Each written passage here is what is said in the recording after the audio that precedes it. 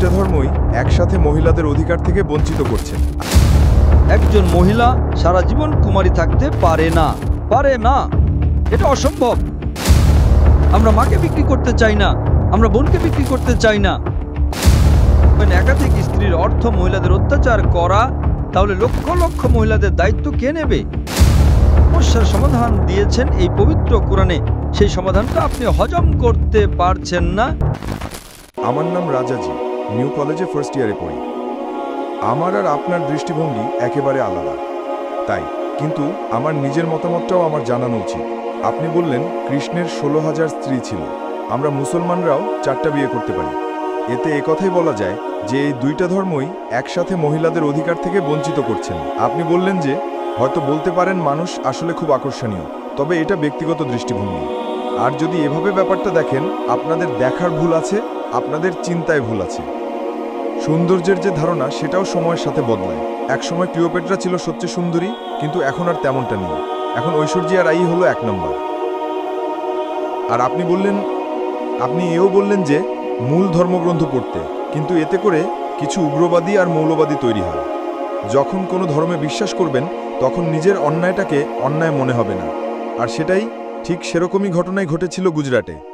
2000 মুসলিমকে সেখানে খুন করা হয়েছে, কেউ তাদের বাঁচাতে আসেনি। কিছু কমিউনিস্ট আর ডেমোক্রেট দল এগিয়ে এসেছিল। লোকজন ধর্মীয় মূল্যবোধের উপর আস্থা হারিয়ে ফেলেছে। আর আপনাদের মতো মানুষের কাছে এই ধর্মীয় মূল্যবোধটাই সবচেয়ে বড়। এসব ধর্ম উগ্রবাদী মানুষ তৈরি করে। তাই মানুষজনকে তাদের প্রাপ্য স্বাধীনতাটা দেন, যাতে করে তারা সমাজতান্ত্রিক আন্দোলনে যোগ দিতে পারে, যেমন কমিউনিস্ট আন্দোলন। ধন্যবাদ। ভাই মনে করেন তিনি একজন কমিউনিস্ট। আপনি খুব সুন্দর প্রশ্ন করেছেন। তিনি বললেন যে যখন হিন্দুইজমে অনুমতি দিচ্ছে কৃষ্ণের 16,108 জন স্ত্রী, ইসলামেও বহুবিবাহের অনুমতি আছে, তাহলে হিন্দুইজম আর ইসলাম একসাথে মহিলাদের অত্যাচার করছে কেন? আপনার মত অনুযায়ী, আপনার কথা অনুযায়ী ক্লিওপেট্রা একসময় সবচেয়ে সুন্দরী ছিল, এখন আর নেই। ঐশ্বর্যা এখন 1 নম্বর। আমার জন্য না, আপনার জন্য। আপনার কাছে যা সুন্দর আমার কাছে নাও হতে পারে, এটা দৃষ্টিভঙ্গির ব্যাপার, আমি একমত। ঐশ্বর্যা রাই আপনার জন্য 1 নম্বর হতে পারে, আমার জন্য না। তাহলে বুঝতে পারছেন এক এক জায়গার নিয়ম হচ্ছে এক এক রকম। আমি উদাহরণ দিয়েছি, আমেরিকায় যেটা ভদ্রতা সেটা এখানে অভদ্রতা, আমেরিকায় যেটা অভদ্রতা সেটা এখানে ভদ্রতা। এটা কে ঠিক করবে? আপনার কথা মানলাম। আপনি যদি ভাবেন একাধিক স্ত্রীর অর্থ মহিলাদের অত্যাচার করা, তাহলে লক্ষ লক্ষ মহিলাদের দায়িত্ব কে নেবে? আপনি। তাদের কে দেখবে? আপনার কমিউনিস্ট আন্দোলনটা দেখবে? আল্লাহ মানব জাতির সমস্যার সমাধান দিয়েছেন এই পবিত্র কোরআনে, সেই সমাধানটা আপনি হজম করতে পারছেন না। আমি আপনাকে একটা প্রশ্ন করছি, বর্তমানে পুরুষের চাইতে মহিলা কয়েক লক্ষ জন বেশি, কে তাদের দায়িত্ব নেবে? কে? যদি প্রত্যেক মাসে তাদের সাহায্য করেন, সেই সাহায্যটাই আসলে যথেষ্ট নয়। পুরুষ আর মহিলার প্রাকৃতিক নিয়মের কিছু জৈবিক চাহিদা থাকে। আল্লাহ কোরআনে বলছেন, সূরা রুমের 21 নম্বর আয়াতে উল্লেখ আছে, আল্লাহ তোমাদের হৃদয়ে ভালোবাসা দয়ার সৃষ্টি করেছেন। আমি একজন ডাক্তার হিসেবে বলছি, একজন মহিলা সারা জীবন কুমারী থাকতে পারে না, পারে না, এটা অসম্ভব। এখন আপনি কি করবেন? এদের কি হবে? এরা পতিত হবে? আপনার কমিউনিস্টদের কি করতে পারবে? এর সমাধান কি? কোনো সমাধান নেই।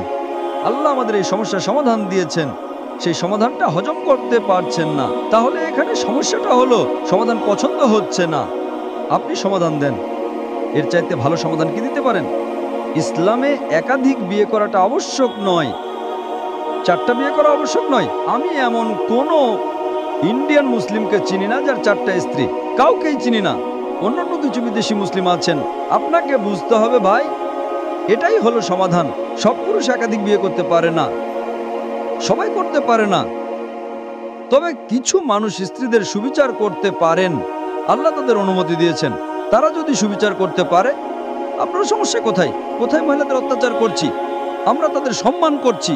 আপনি যে আমেরিকার তথাকথিত আধুনিক কালচারের কথা বলছেন, আর্ট কালচারের নামে তারা কি করছে? তারা মহিলাদের অসম্মান করছে।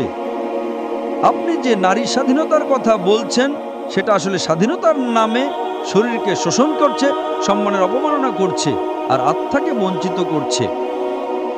পশ্চিমা সমাজ আসলে মহিলাদের অধিকার দেওয়ার কথা বলে তাদের নামিয়ে দিচ্ছে উপপত্নীর স্তরে, রক্ষিতার স্তরে।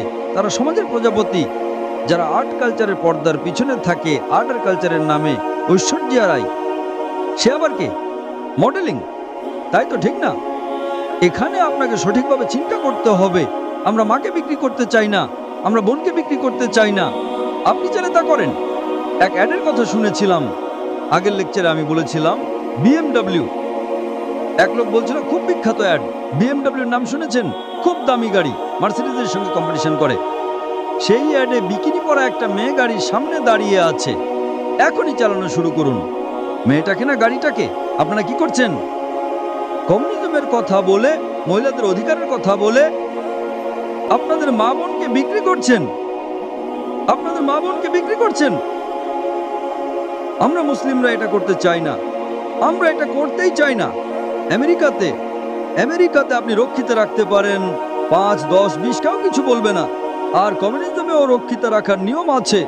একাধিক স্ত্রী থাকলে সমান অধিকার দিতে হবে, অবিচার করতে পারবেন না, সম্মান করতে হবে, সম্পদের ভাগ দিতে হবে। এটা আপনারা হজম করতে পারছেন না। কে মহিলাদের ছোট করছে? আমি না আপনি। আর আমেরিকাতে, পৃথিবীর সবচেয়ে উন্নত দেশে, আমেরিকানরাই বলে যে ইসলাম মহিলাদের ছোট করে দেখে।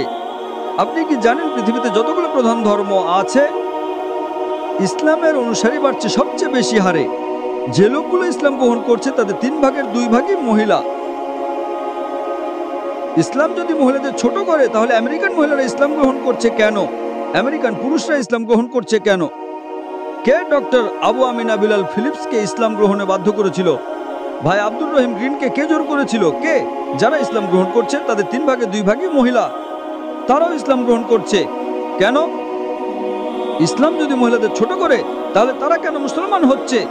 কারণ তারা জানে ইসলাম মহিলাদের নিরাপত্তা দেয়, মহিলাদের সম্মান দেয়। এই নিরাপত্তায় থাকলে আপনাদের উদ্দেশ্য সফল হবে না, এদের দিয়ে আপনারা টাকা কামাতে পারবেন না। পলিটিশিয়ানরা যেমন ডিভাইড অ্যান্ড রুলের নীতি মেনে চলে, আর্ট আর কালচারের লোকেরাও তেমনি মহিলাদের অধিকারের কথা বলে বিউটি কন্টেস্ট, কসমেটিক্স বিক্রি করা হচ্ছে। তারা এভাবে কোটি কোটি ডলার কামাচ্ছে। আপনি জানেন বিউটি কন্টেস্ট কি জন্য? এই বিউটি কন্টেস্টের নামে তারা কোটি কোটি ডলার কামাচ্ছে। আর এরা যেহেতু কোটি কোটি ডলার কামাচ্ছে, অন্যান্য সব লোকজনও সেটা দেখছে। তাহলে বুঝলেন ভাই, আমরা আমাদের মা বোনদের লোকের সামনে সাজিয়ে দেখাতে চাই না। তাদের সম্মান করি, তাদের ভালোবাসি, তাদের শ্রদ্ধা করি। আমরা মহিলাদের ছোট করি না,